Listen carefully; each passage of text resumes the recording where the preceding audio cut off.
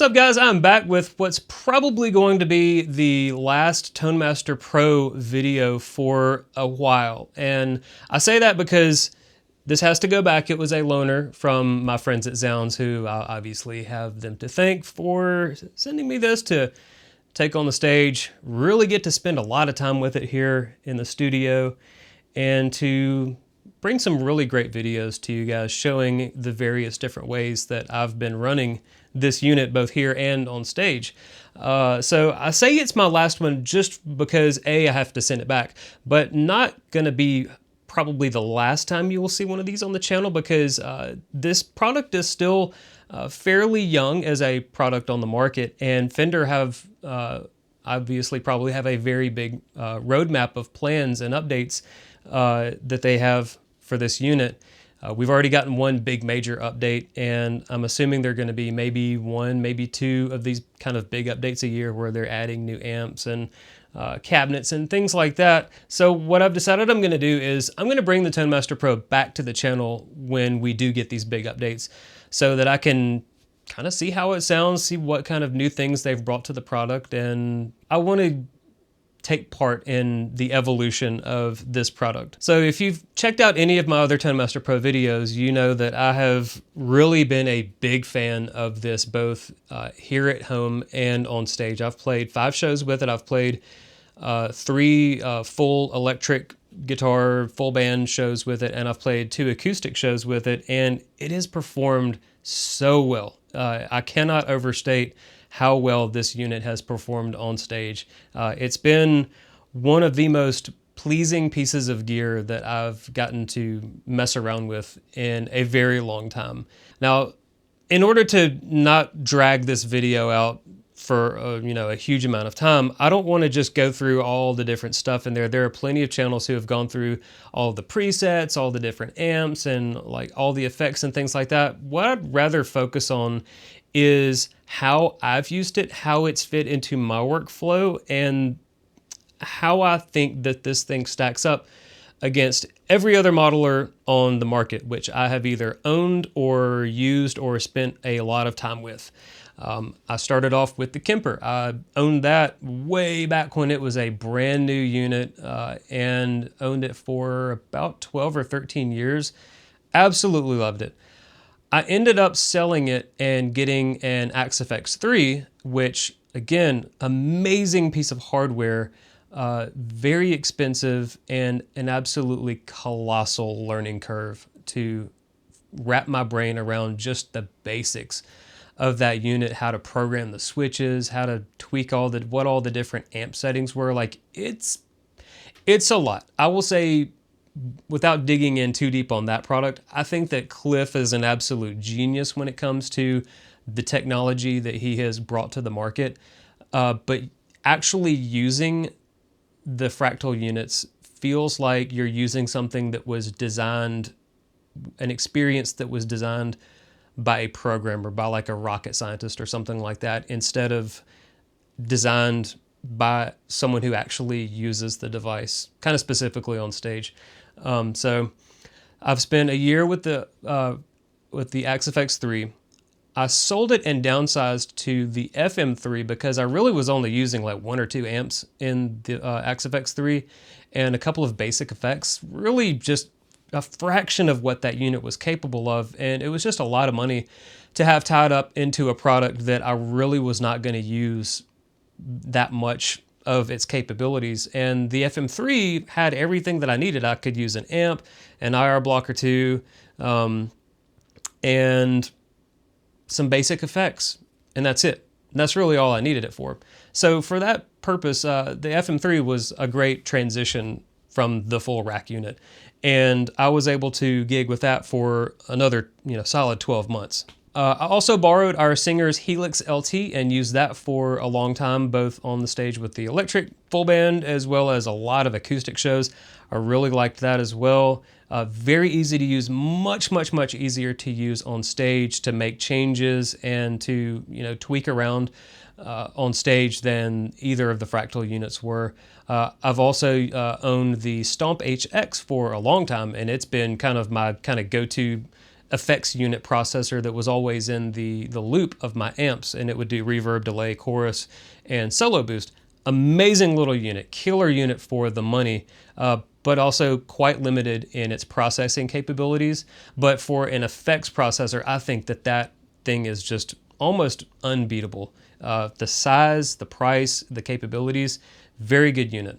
Our singer and our bass player also use a quad cortex, and I've borrowed my singer's quad cortex to kind of set up his initial patches when he first got it, as well as to tweak it once this most recent update came out, and to kind of build him out some sounds to use on stage. So I'm fairly familiar with the quad cortex as well. And the only thing on the market that I haven't used that seems like it's fairly popular is the Tonex unit. I'm not saying that I'm not going to use one of those. I just don't know if it fits into any particular part of my workflow on stage right now.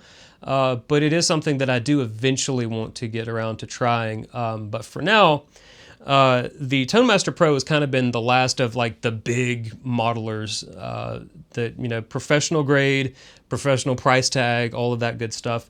That I haven't gotten to try yet. And so now that I've spent a good amount of time with it, I feel like I'm ready to kind of give my final verdict on, as it sits right now. You know, things could change obviously with future software updates. But as of right now, I kind of want to spend a little time talking about how I feel about the unit, especially in, you know, comparison to the rest of the products that I've owned or played. So like the thumbnail indicates, this has been my favorite unit to work with, both here in the studio as well as on stage. I think that it has taken sort of the greatest hits of all of the different products on the market and combined them in really smart ways into one cohesive unit that really maximizes those best parts in a really, really smart way that makes it super enjoyable to use. It removes a lot of the hassles with the user interface and the experience of messing with the physical unit itself. And it wraps it all into what I feel like is the most premium hardware on the market of any of the devices. I think that this unit, it feels the most expensive in terms of the buttons, the knobs. These knobs feel so much better than the ones on the quad cortex. The touchscreen is very, very nice. It's very, the artwork on the amps and the cabinets and the pedals and everything like that, it's all just really, really well done.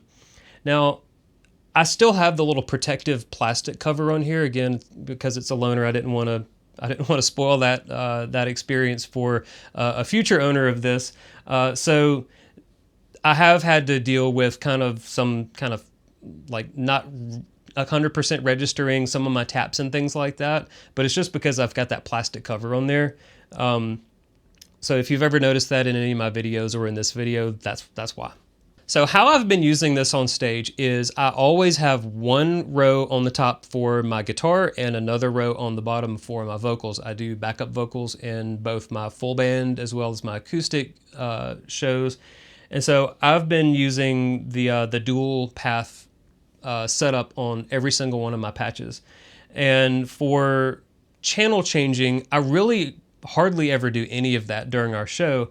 But the way that I've set this unit up is to have a clean amp and a dirty amp. And the way that the switches work, you can program one switch press to toggle two different blocks at the same time. So if you have one block off and one block on, and you toggle it like this, you'll see it basically toggles both of them on or off.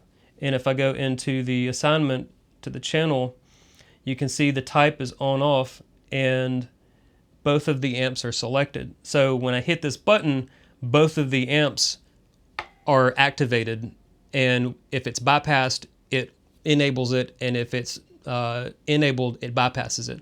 So basically you just kind of flip-flop between the two being powered on. And so that's how the channel switching works. For the cabinets, I really, really like blending two different cabinet signals to the path. And in the other video that I did where I actually showed how I set these things up and the settings and all that, you got to hear sort of how they sound. And so just as an example here, I've got the British greenback cabinet and I've got the blackback cabinet.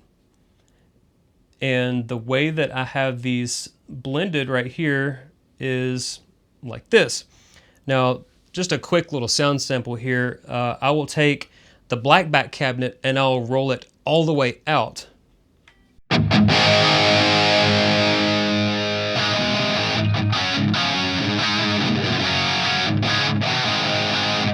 So that's just the greenback cabinet.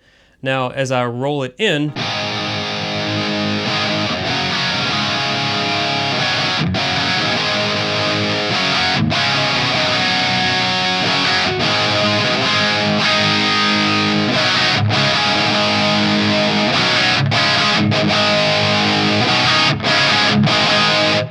it starts to bring in a little bit of that upper mid-range that I've dialed in for that cabinet. And if you roll it back all the way out, you'll hear us a lot more scooped. So I've got the greenback cabinet is kind of doing a little bit of the low end and a lot of top end, and the blackback is bringing in some of that mids to fill it out a little bit.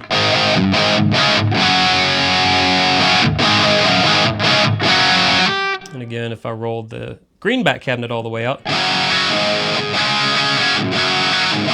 you can hear it's got a lot more mid-range focus than the greenback cabinet had.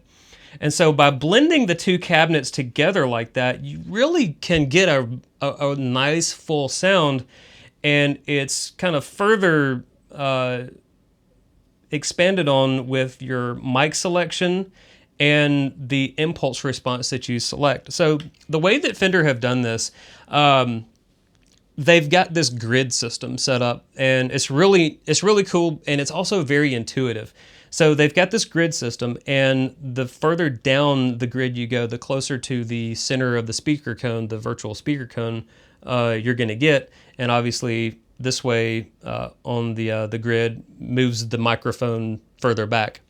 So you have a ton of these different grid positions that you can select from to really kind of fine-tune your sound. And it's very easy to get sucked into this rabbit hole of sort of like always kind of tweaking around on it. And I've, number one, will admit, I've spent way more time than I care to admit just playing around with this and just figuring out like all these different sounds that I can get, because not only do you have the cabinet voice, you have the different microphone voices, then you have the position of the microphone, then you have the very important low cut and high cut filters where you can shave off or allow certain amounts of low end or top end to be in your sound. You also have the ability to take that one sound and then blend it with another crafted sound from the second cabinet.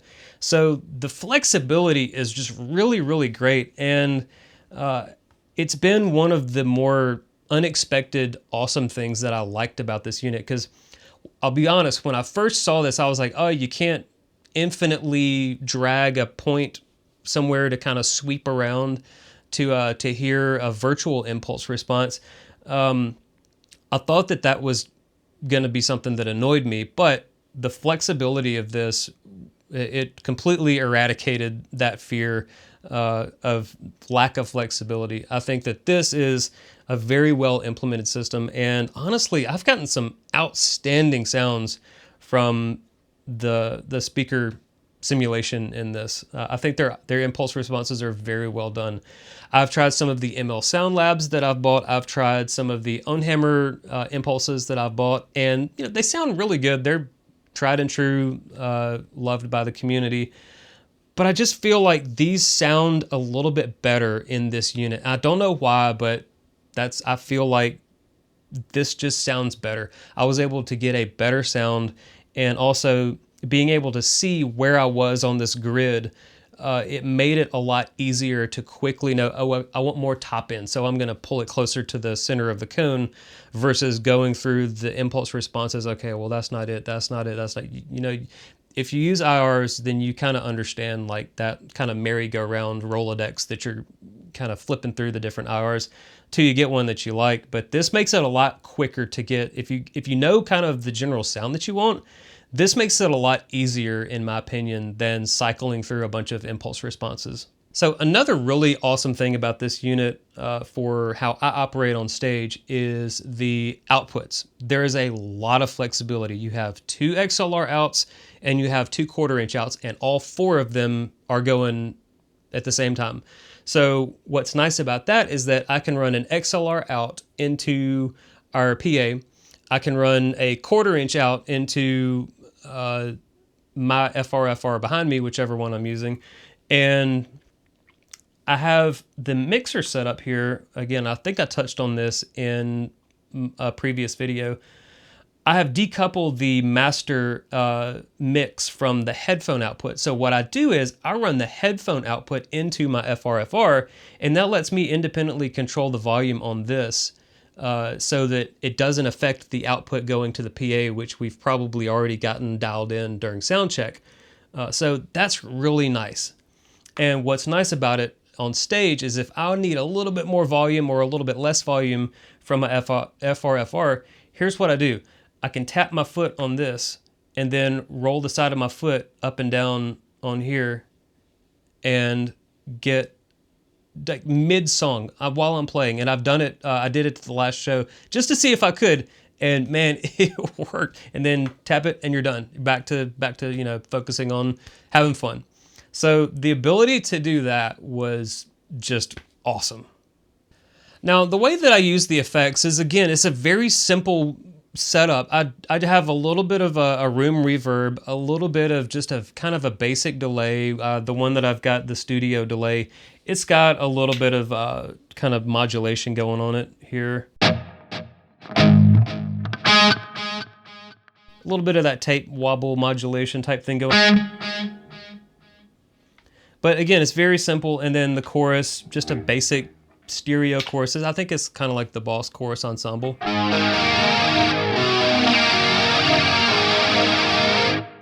Again, nothing fancy there, just a good, nice stereo chorus. And that's kind of it. I'm a simple creature on stage. I don't want to have to focus on a whole bunch of different things. I just want to play, we play, again, like I said in another video, we play simple, straightforward rock music. 90s rock isn't complicated. It just, you need a good rock amp sound, maybe a good clean for some songs. You know, we play Everclear, that's a clean song. We play a couple of others.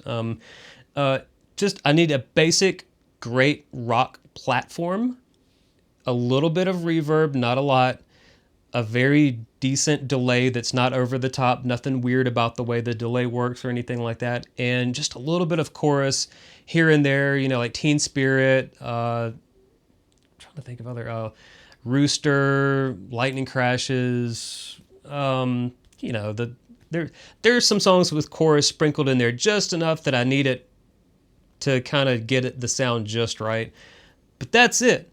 And the way that I operated this thing, and the setup, it was dead simple to get all of that set up, all of the switching set up. I mean, it was an order of magnitude easier to dial in everything here than it was to set up the quad cortex or either of my fractal units. So again, I think that they took the lessons of seeing what had happened with all the different products on the market and really focused on not falling for the same mistakes that other companies did and focusing on what made those other units good, and then just incorporating all of that into a very cohesively designed unit. And the end result is a product that's unbelievably easy to set up, to adjust on the fly, and to just get a great sound without really any effort whatsoever. So another fear that I had going into this product was the lack of adjustment with the different amplifiers.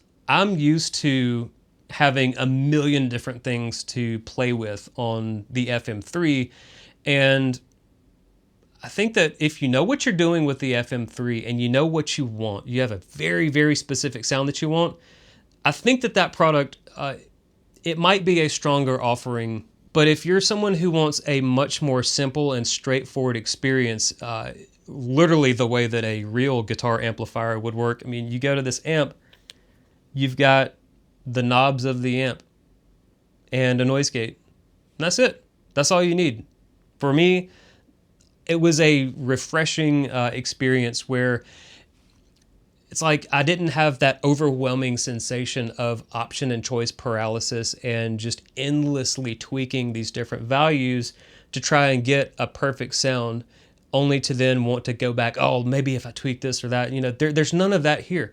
The only kind of that time is more spent in the speaker cabinets. But again, it's one of those things where you can get a great cabinet sound from any of them, but if you've got that really, really specific sound in your head, that's where you're going to spend most of your time. It's not going to be in the amp.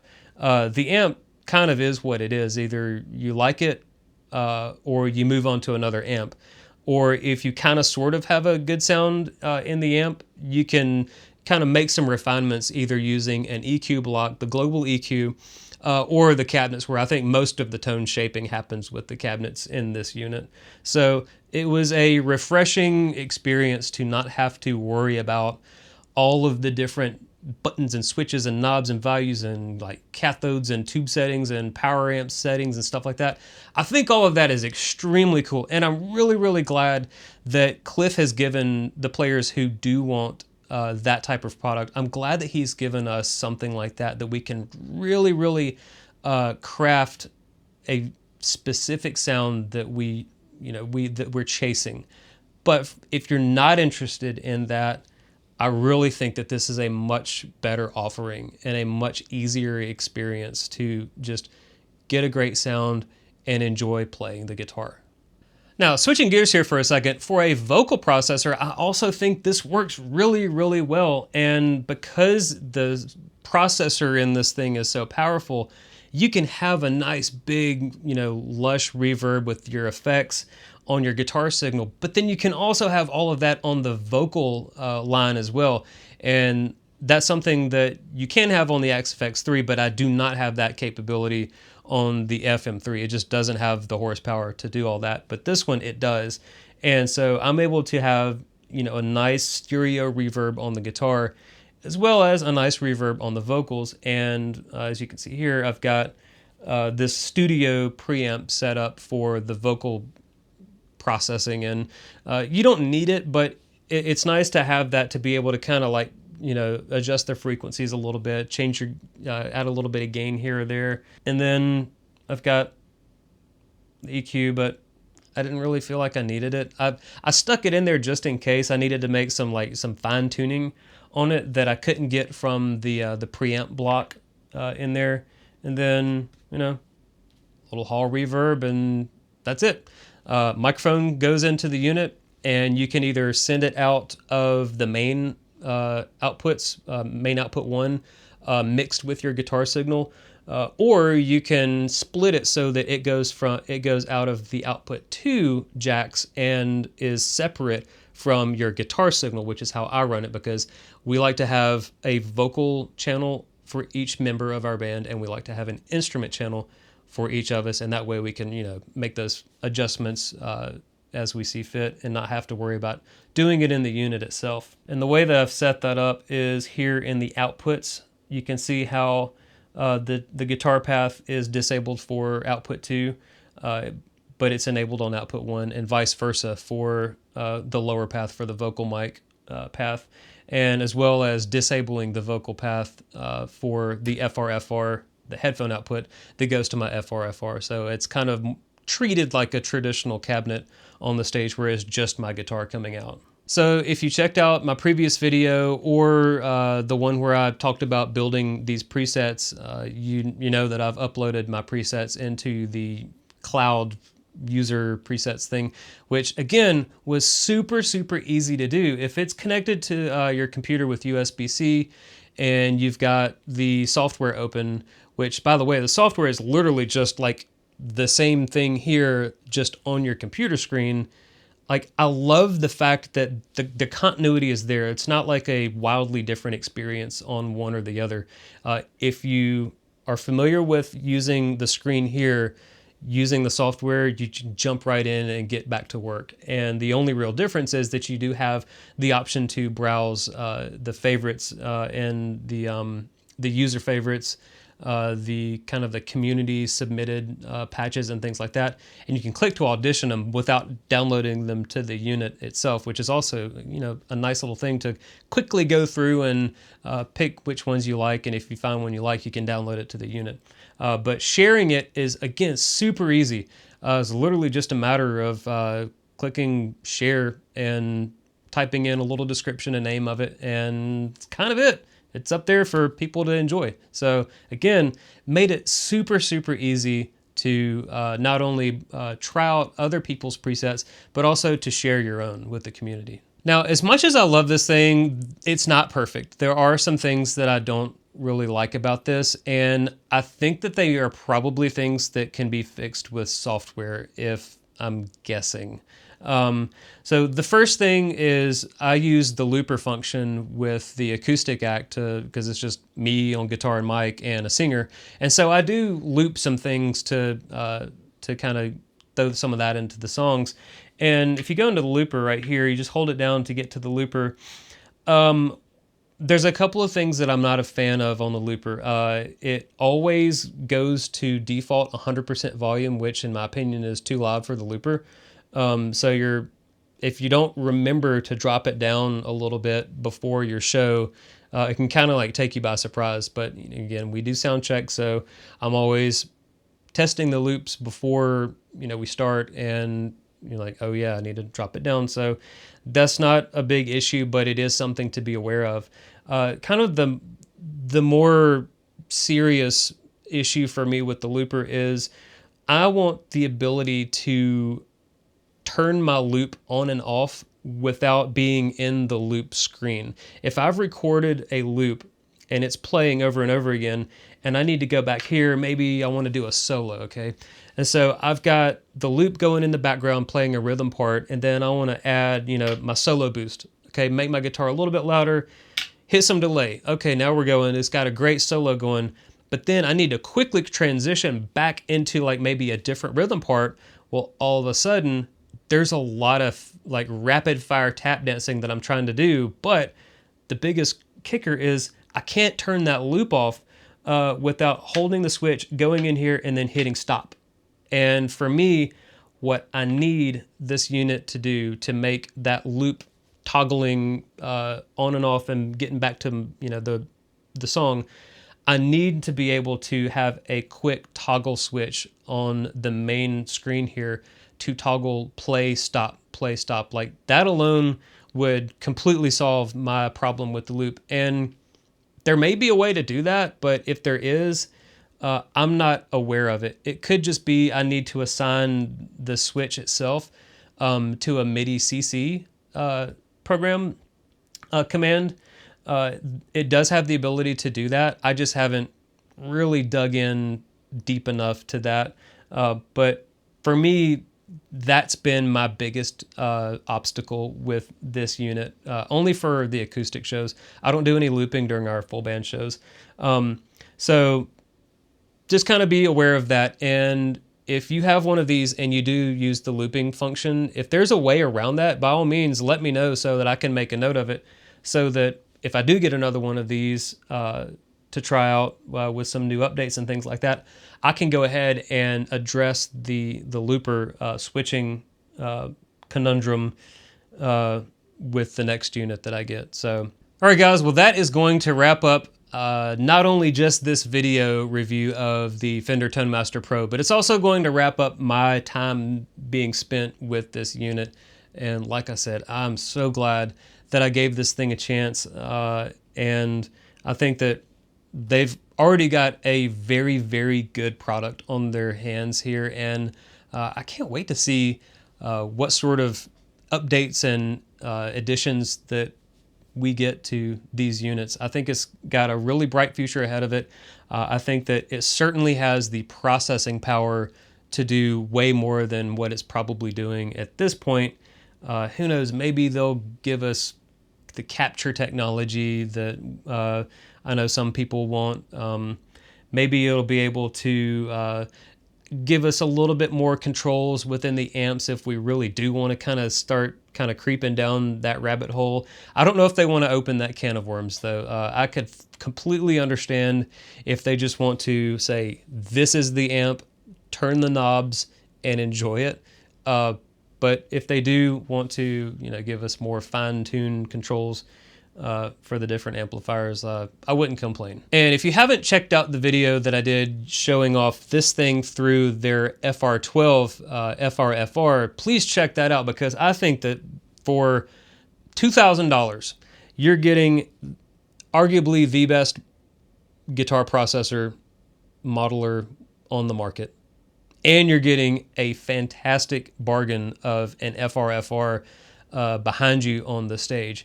The combination of that and the FR12, it was a very, very fun show. And again, like I said in my FR12 review, it took me a while to kind of figure out how I liked, if I really liked the FR12 to begin with, but really how to dial it in to sound the way that I wanted it to sound. But once I did get it dialed in, it was a very, very good product on the stage. And when I brought it back from the show and got it back here in the studio to record the review video, I was like, man, it just sounds so much better than the day before the show when I was sitting there kind of poking around more at this, trying to get the FR12 to sound how I wanted, rather than using the controls that they give you in the FR12 to fine-tune the sound. So yeah, I think that the combination of this, as well as the FM3 and my amps and the aux box into the FR12, all of that sounded great.